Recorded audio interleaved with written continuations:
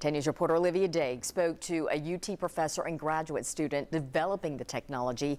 And Olivia, these researchers say the idea of an active shooter drill was new to them when they actually started the research.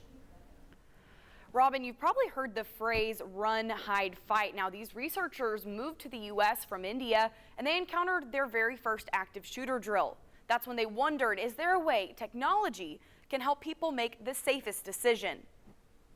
4 years ago, a group of researchers from the University of Tennessee and Iowa State wanted to use computer science to help people escape an active shooter situation. So we can probably find out where a shooter is using surveillance cameras and using computer vision techniques. And if we know where that person is, then maybe we can use that information and figure out the best course of action. This UT professor has a PhD in mechanical engineering, but he's also a dad. Now that I have a child who is school going, and all of my collaborators have children who are at that age, it's very personal now.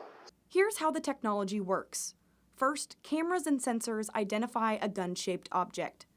Next, they send a signal to a real person in the building. So this is something that we learned very early on, that there's a big component of trust involved in this. Someone responsible who will validate it and say that, yes, that is indeed a gun.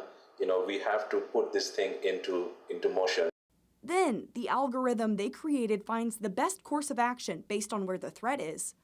It decides which way people can go to evacuate, or if their best option is to hide.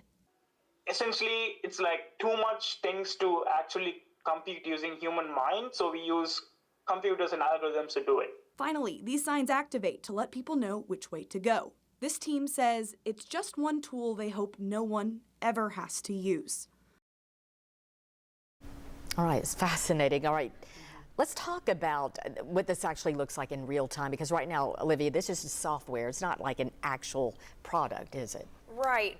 They're still working on it, and a prototype could be ready in a year, but there are several ways that they could use this. Think concerts, stadiums, businesses. Another thing it does, it can help law enforcement find that threat faster. So rather than sweeping an entire building, because of that technology, they know exactly where the shooter is. They can go and alleviate that threat and then render aid more quickly.